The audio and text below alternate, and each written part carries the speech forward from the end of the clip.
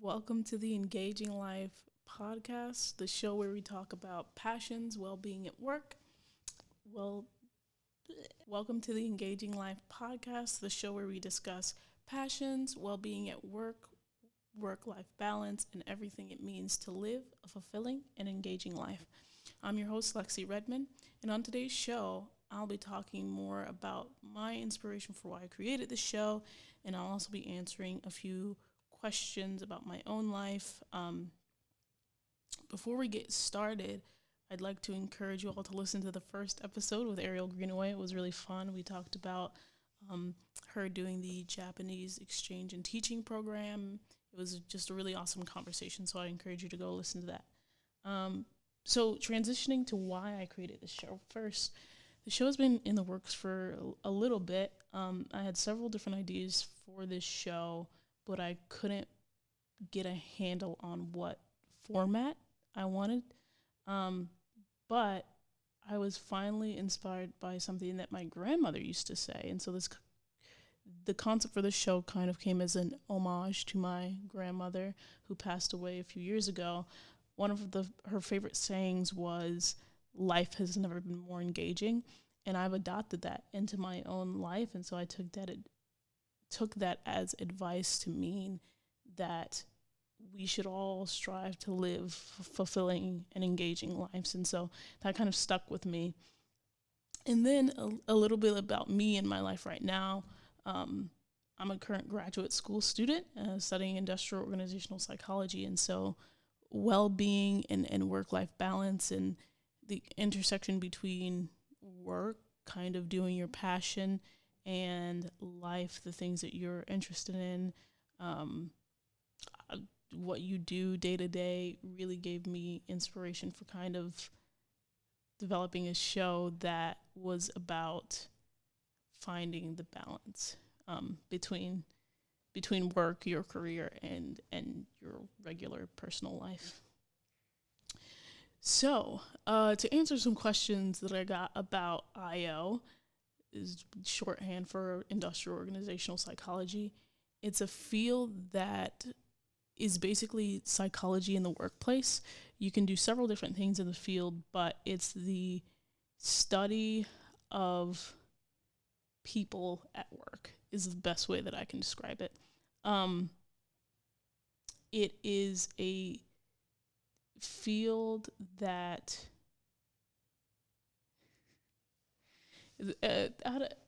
it's very interesting to describe.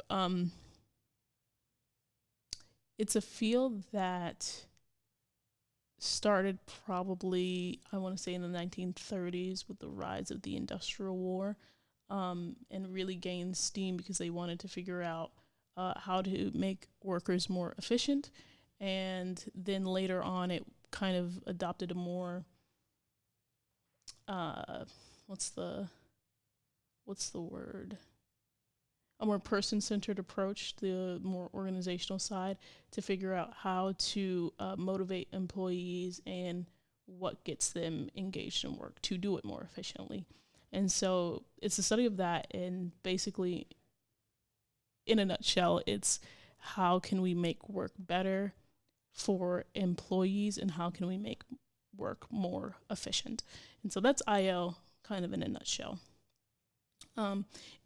In the first episode and in upcoming episodes, you may hear me allude to some IO concepts, especially when talking about well-being or work-life balance. Those are definitely psychology concepts.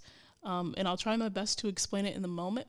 But if I don't, then just message me and ask me questions about whatever concept I'm talking about. And if you have a question on whether or not I'm talking about an IO concept or a psychology concept, a good indicator of me talking about IO or psychology is me calling myself a nerd, like saying something and then calling myself a nerd, which I am. But yeah, you can email me any questions you have about IO or psychology at engaginglifepodcast@gmail.com. Another fact about me is that I just started my second year of graduate school. Actually, I had my first class yesterday, and I am starting a thesis, a long research paper on women in leadership with a focus on women of color in leadership and the barriers that they face. At least that's what I plan to do right now. Hopefully that sticks. But that's what's engaging me right now, is figuring out what I'm doing for this thesis.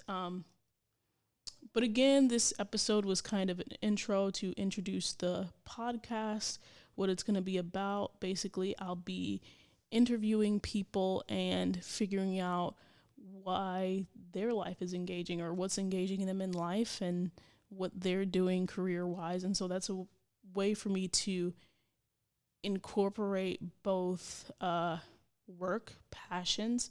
I really want to focus on people who are doing something that is fulfilling to them, that they're passionate about, rather than a job to do a job or a job to get a check. I mean, we all want to make money. We all want to make money, but really having a purpose that's deeper than just getting a check and doing a job to pay the bills. And so this is going to be a mostly interview show. I might do a few episodes like this where I'm just answering some questions and answering some questions about my life, but mostly it's so that I can interview other people about their life and see how they live life to the fullest, how they do the things that they're passionate about, and hear from people that I'm really interested in talking to, and maybe that the audience is interested in hearing from as well. So with that being said, this episode is more question and answer session, and I got a few questions about grad school. The number one question that I got is, do I recommend grad school? And then another is, what's the secret to balancing full-time work and school? And then I got a few questions about what is IO, which I just explained. But more about grad school, I have my own thoughts on these answers, and actually there's going to be some episodes coming up where I interview some of my fellow students, people in my cohort, and you'll get a chance to hear from them and whether they recommend grad school, what they're studying, what they're passionate about, and how they balance grad school and regular life. But these are my answers. So yeah, stay tuned for that episode. But my take on whether I recommend grad school is this. Grad school is expensive. It's really, really expensive, number one. It's a huge investment. So yeah, it's a lot of money. And so I caution you against grad school if your subject does not come with graduate assistantships, which is they'll basically pay you to go to school by giving you a position, like a teaching assistant position, where you'll go into an undergraduate classroom and teach, or they'll give you a research assistantship where you're doing research with a faculty member. And so that'll offset some of the costs of tuition. But yes, it's very expensive. And you invest a lot of time and a lot of money.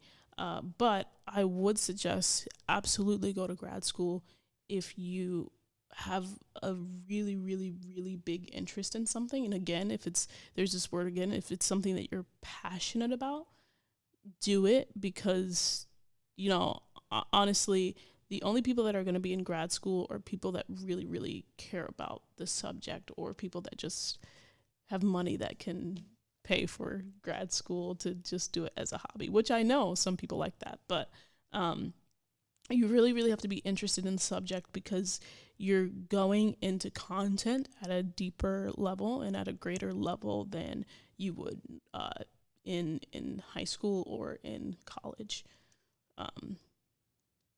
So that's my thoughts on whether I would recommend it. So I recommend it if you're passionate about a particular subject, but if you aren't, I would caution against it. And I'm not saying that it would be impossible if you're not passionate about a subject, but I think it would be difficult. I think it would be difficult if you weren't passionate about it. And then the other thing about grad school is it's just an interesting environment, because there's only so many spots.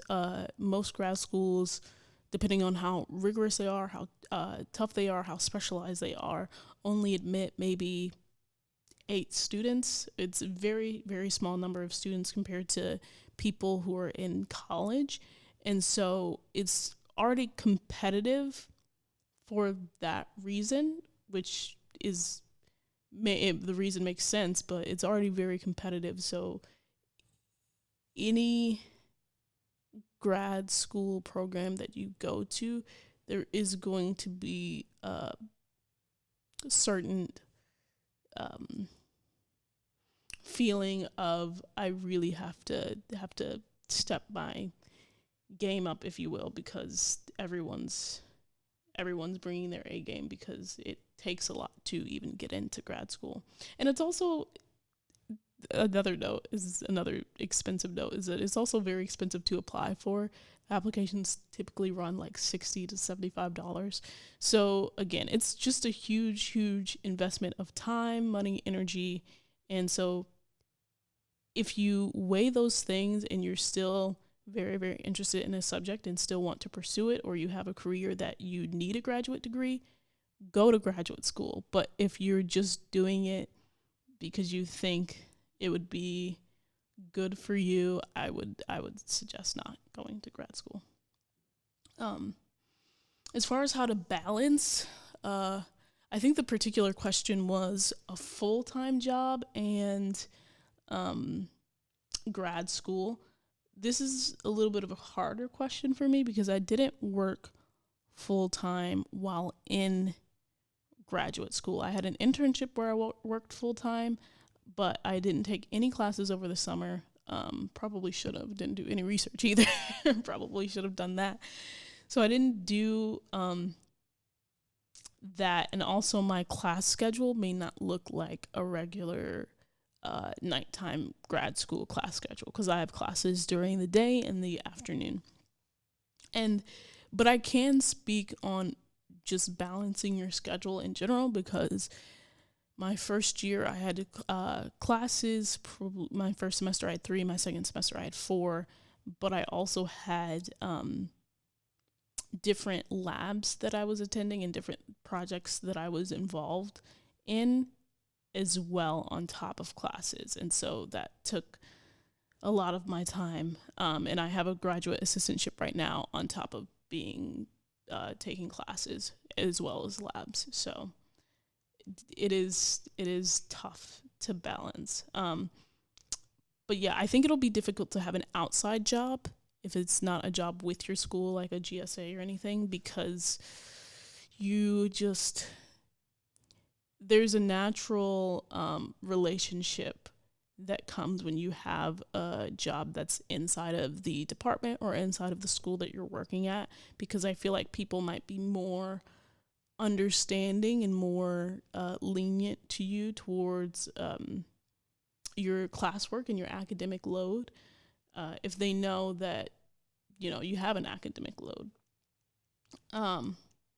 But I thought about this question a lot, mostly because I don't have an outside job and I wanted to give a good answer to this question. I think the top 3 pieces of advice I could give balancing work and school is, number 1, develop a planning system that works for you.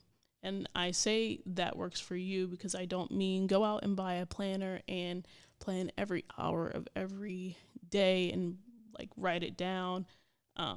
Unless, of course, that's how you need to do it. But I know that that's not how I am. Actually, I tend to keep my schedule in my head, and it's very hard for me to develop the habit of writing things down and crossing them off a list, because that's just not how I operate. But develop a planning schedule and a planning system that works for you and that will help you stay organized day to day and weekly and things like that.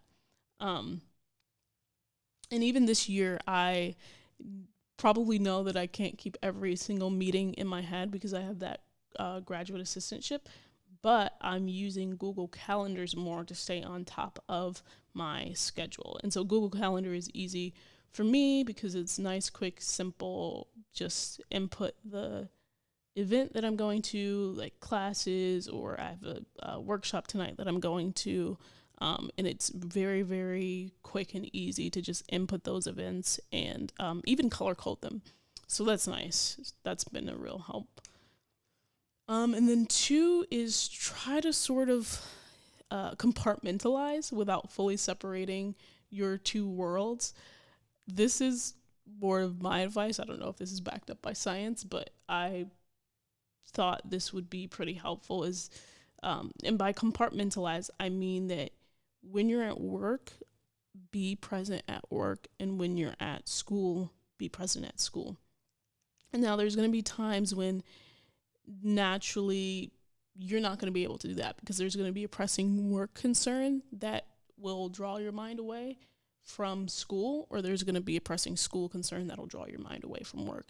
And so the best advice I have for that is to write down some thoughts on how to fix whatever issue or problem or situation that might be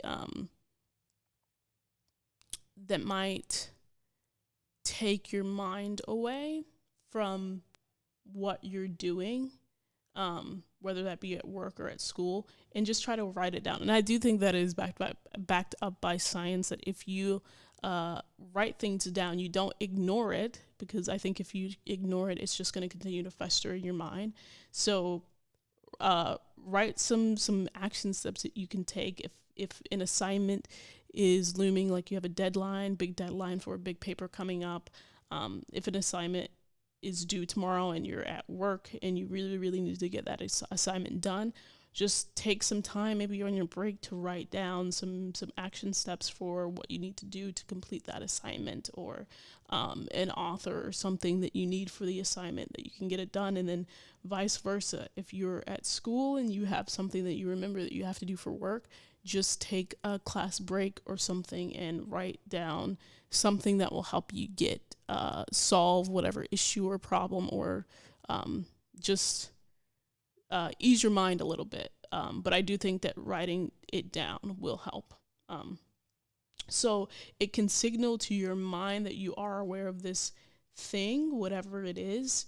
And so you can alleviate the stress of, oh, I have this thing to do. If you acknowledge the thing and you write it down, I think it'll signal to your mind that, okay, I am taking steps to alleviate this stressor. Third, and probably arguably the most important step, I believe, which ties back, I think, to why I created the show, and what the show is going to be about, is that I'm a Christian, so I bring things from that perspective, because that's my whole life, obviously. But also the interviews on the show, I'm going to be interviewing people that are different from me, and I want to share what they think about the world and share what they believes, and also I'm going to share what I believe. But I think we can all grow from hearing different experiences and different perspectives, and so I really want this show to be that as well, to hear just experience different perspectives and grow, because we're learning from people who are not like us. But to that point, that little caveat, one thing that always helps me balance work, school, and life in general is taking time away for prayer, and kind of in quiet time by myself, listening to worship songs, encouraging words, or whatever it is, just to remind me that school will eventually be over. It's a present thing right now. The work day will eventually, whatever assignment that I'm working on, it will eventually get completed. But it helps to refocus my mind to say that this is not all there is, and at some point it will be done. We'll get to that point. It's going to take some work, but it will be done eventually, and this is not the most important thing for life in general. So that really helps me, is taking a step back and really refocusing on what's important to me, which is my faith. And then to that point, also different people might have different practices. I know mindfulness is very popular in psychology, which is taking time to think about your thoughts. And I don't really want to get into the technical definition of that, but that's how people balance their life and their work. Plus, just have fun. Find time to have fun. Find time to live your life apart from work and from school, because though these things are tools to help you do your passion, like I'm studying IO psychology and I'm doing this podcast, which can be looked at as work in school, but ultimately that's not what my passion is in and of itself. Like that's not the end, that's not the goal. It's a step to get to the goal, which the goal is to help people figure out what they want to do in life, help develop leaders, hear people's stories, share experiences, and really to help people figure out what their career, what their passion is, what will engage them in life, and how they can best approach any work situation they have. So that's what I'm passionate about. And then random things like exercise, even though I'm not on a schedule right now. And watching Broadway musicals is always fun. I'll probably talk about that a lot. I talked about salsa dancing in the last episode, and I need to find a place here where I am in Florida, because I was salsa dancing in Maryland a lot, and I'd like to keep that out. And also, I don't know, going out, getting a little beverage for yourself, a Moscow Mule, very refreshing. But find things that you connect with and enjoy doing. It's really funny. I just thought of a coworker that I had over the summer, and she would always say her kind of life has never been more engaging was just have a glass of wine. So that you could calm down, and the work day is going to be over eventually, the assignment is going to be over eventually. Just have a glass of wine to calm yourself down appropriately. Don't over drink or anything, but find ways to relax is what that means. Anyway, I hope that this intro kind of explanation of the show answered some questions about what this podcast is going to be about and what I'm currently doing and studying in grad school. I hope you enjoyed this kind of short episode, and we have some really exciting guests on the way, so stay tuned for that. And hey, I hope your life is ever engaging. We'll see how these outros / endings go. I'm trying to try out a few different ones, but let me know if you like that one. And of course, email if you have any questions, engaginglifepodcast@gmail.com. So okay, bye-bye, friends. It's been a fun time. Take care.